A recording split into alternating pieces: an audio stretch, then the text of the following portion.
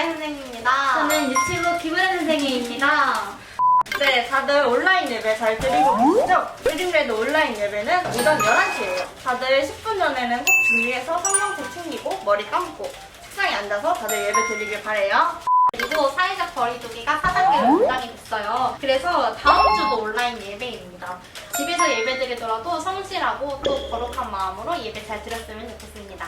그리고 큐티 릴레이가 자주 끊어지고 있다고 해요. 우리가 모이기 어려운 이때에 더욱더 말씀과 기도에 충실해야 하기 때문에 큐티 릴레이가 끊어지지 않도록 열심히 참여해주세요. 파이팅! 자, 그리고 온라인 예배를 드리는 동안에 저희가 성경 봉독 영상을 찍을 예정이에요. 직접 찍어서 보내주셔도 되고 그게 어렵다 하시면 교회에 나와서 영상 찍어주세요 하고 나와서 성경 봉독해주시면 됩니다. 그리고 온라인 예배 때 기도 담당하는 친구들은 기도 녹음하는 거 아시죠? 토요일 오전까지 꼭 보내주시길 바랍니다. 다음 주 기도는 윤선이고요. 광고는 누가 나올지 몰라요. 제가 또 나올 수도 있어요, 여러분.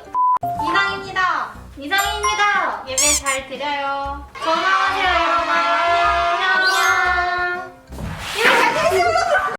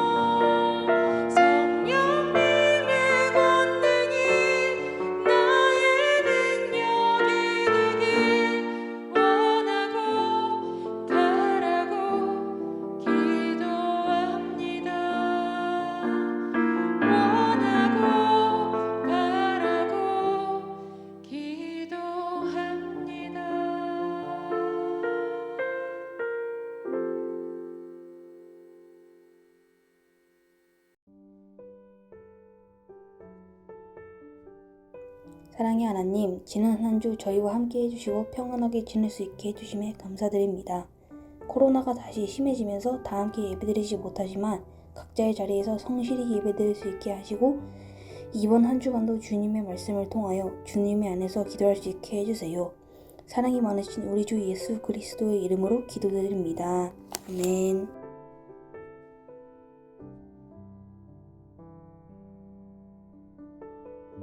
오늘의 말씀은 이사야 제45장 11절 말씀입니다.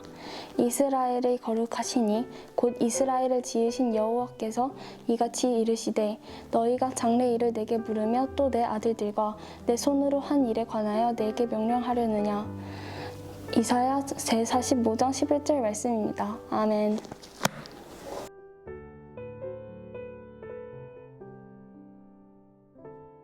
말씀이신 하나님, 오늘도 우리에게 말씀하여 주시고 우리에게 들을 귀를 허락하여 주시옵소서. 예수님의 이름으로 기도드렸습니다. 아멘. 네, 오늘은 보이지 않는 손이란 제목으로 우리 말씀을 나누도록 하겠습니다. 우리 친구들 지난번에도 이야기했지만 우리가 온라인 예배라고 할지라도 우리 교회에서 예배 드리는 것처럼 성경책 그리고 여러분 자리에 앉아서 예배 드릴 수 있도록 해주세요. 네, 그러면은 우리 말씀 나누도록 하겠습니다. 예전에도 전사님이 한번 여러분들에게 이야기한 적이 있는데 전도사님은 기도에 대한 정의라고 하죠. 기도가 무엇이냐라고 할 때 제일 좋아하는 표현 중 하나가 기도는 하나님과의 대화다라는 표현이에요. 우리가 대화라는 것은요, 하나님과 주거니 받거니를 한다는 거예요. 하나님께 이야기도 하고 또 하나님의 말씀을 듣기도 하고 서로 주거니 받거니 해야 이것이 대화고 이것이 바로 기도라는 거예요. 그래서 기도를 계속하면 나를 하나님의 뜻에 계속 맞추어 가는 거죠. 우리가 악기 조율이라고 생각하시면 돼요. 악기 조율을 할 때 기준음이 있으면 그 기준음에 내 악기의 음을 계속해서 맞추어 나가는 거죠. 정말 만약에 그 기준음에 내 음을 맞추지 않고 오히려 내 음정에 그 기준음을 맞추려고 하면, 그 기준음을 내 음정에 맞추려고 하면 내가 갖고 있는 악기는 어떻게 될까요? 하물며 기도를 이렇게 한다면요, 하나님의 뜻에 나를 맞추지 않고 오로지 내 뜻이 이루어질 수 있도록 기도하고 내 뜻에 하나님의 뜻을 맞추려고 계속한다면, 그리고 정말 그런 기도가 이루어진다면요, 내 뜻만 다 이루어지는 그 인생을 산다면요, 내 인생은 어떻게 될까요? 하나님의 뜻을 궁금해하지도 않고 이해하려고 하지도 않고 들으려고 하지 않는 기도가 있는 것처럼 오늘 본문 속에 등장하는 이스라엘 백성들이 딱 그러한 마음으로 하나님께 자신의 마음을 토해냈다는 거예요. 지난주에도 우리가 이야기를 했지만 이사야 40장에서 55장의 배경은요, 이스라엘 백성들이 바벨론 포로 생활을 하고 있는 것, 그것이 바로 배경이 되고 있습니다.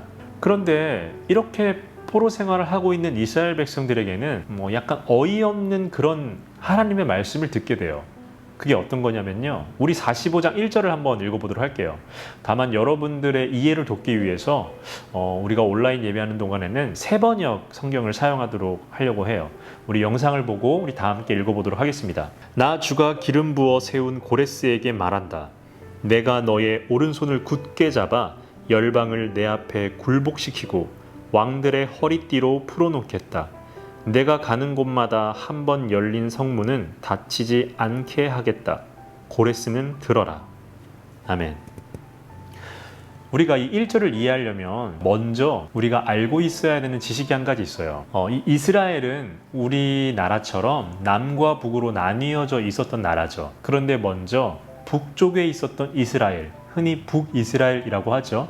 그 북이스라엘이 먼저 멸망을 하는데 아수르라는 나라에게 멸망을 해요. 그리고 잠시 후에 그 아수르는 바벨론이라는 나라에게 멸망을 당하면서 그 바벨론은 남아있었던 이스라엘, 남쪽 이스라엘이겠죠. 그 남유다라고 하는데 이 남유다까지 모두 멸망을 시킵니다.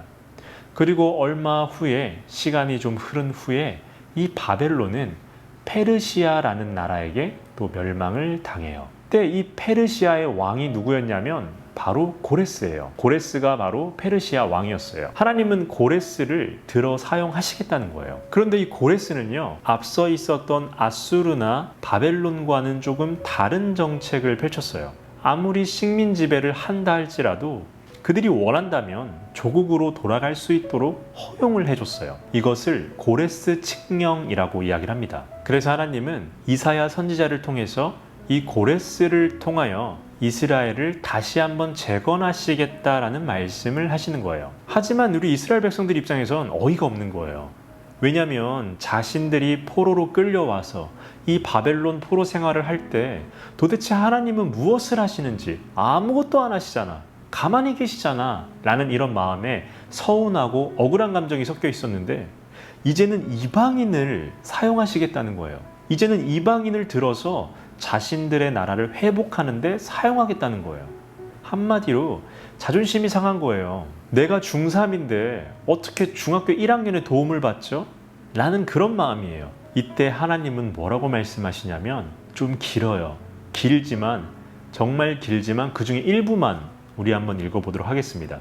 질그릇 가운데서도 작은 한 조각에 지나지 않으면서 자기를 지은 이와 다투는 자에게는 화가 닥칠 것이다. 진흙이 토기장이에게 너는 도대체 무엇을 만들고 있는 거냐 하고 말할 수 있겠으며 내가 만든 것이 너에게 그에게는 손이 있으나 마나다 하고 말할 수 있겠느냐. 아버지에게 말하기를 나를 자식이라고 낳았습니까? 하는 자와 어머니에게 무슨 해산의 고생을 했다는 겁니까? 하고 말하는 자식에게 화가 닥칠 것이다. 이스라엘의 거룩하신 하나님, 곧 이스라엘을 지으신 주님께서 말씀하신다. 내가 낳은 자녀를 두고 너희가 나에게 감히 물으려느냐? 내가 한 일을 너희가 나에게 감히 명령하려느냐? 아멘. 이 이야기를 들어서 아시겠지만 하나님께서는 굉장히 화가 많이 났죠. 기분이 언짢은 거예요. 길게 읽었지만 이 내용을 축약하면요, 네가 도대체 뭘 아냐는 거죠. 감히 피조물이 창조주에게 이래라 저래라 할 수 있겠니? 라고 묻는 거예요. 이 세상을 지으신 하나님의 입장에서는 이 이스라엘 백성들의 태도가 가소롭다는 거죠. 하지만 하나님께서는 말씀은 그렇게 하셨지만 이들을 구원하시려고 계획을 계속해서 진행하고 계시다는 거예요. 우리 17절을 다 함께 읽어보도록 하겠습니다. 그러나 이스라엘은 주님 안에서 안전할 것입니다. 이스라엘의 구원은 영원할 것입니다. 너희 이스라엘아, 너희가 영원토록 부끄러움을 당하지 않고 창피한 일을 당하지 않을 것이다. 아멘. 이스라엘 백성들은 아무것도 느끼지 못해서 불평, 불만, 그리고 원망을 했죠. 하지만 하나님은 그들이 느끼지 못할 뿐이지 계속해서 일하고 계셨습니다. 흔히 장님 코끼리 코 만지듯 한다라는 말이 있어요. 그게 무슨 말이냐면 여러분도 다 아시겠지만 아무것도 보이지 않는 장님이 코끼리를 만지다 보면 자신이 만지는 부분을 통해서만 코끼리를 이해한다는 거예요.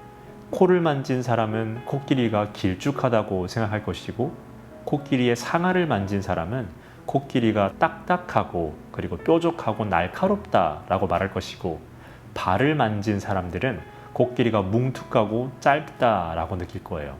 한마디로 자기가 느끼는 것으로 이해하려고만 한다라는 거죠. 결국 일부만 느낄 수밖에 없는 거예요. 우리가 하나님을 그렇게 이해할 수도 있다는 거예요. 우리는 다 알 수 없어요. 결국 하나님이 우리에게 보여주시는 부분, 우리가 느끼는 부분으로만 하나님을 이해할 뿐이죠. 하지만 우리는 알아야 돼요. 우리가 이해하는 건 일부분이지 전부가 아니라는 것을요. 하나님은 우리의 이해의 지경을 너머에 계신 분이고 우리가 이해할 수 있는 분이 아니라 우리가 상상하는 그 이상의 분이시며 아주 크신 분입니다. 다만 우리가 하나님을 제대로 이해하지 못하고 느끼지 못하고 알지 못하더라도 하나님께서는 보이지 않게 우리를 계속해서 인도하시고 우리를 품으시고 우리를 보호하고 계시다는 겁니다. 그렇기 때문에 우리가 해야 할 일은 우리의 음정을 우리의 기준음이 되는 하나님의 음에 맞게 계속해서 맞추어 나가야 되고 그것을 위해 기도하며 말씀을 읽고 예배를 드려야 합니다. 하나님의 음에 맞출 때 우리는 가장 안전할 수 있고 가장 행복할 수 있습니다. 그러므로 모든 것을 알 수 없지만 우리 보이지 않게 우리를 품으시고 인도하시는 하나님과 행복한 한 주간이 되시길 주님의 이름으로 축복합니다.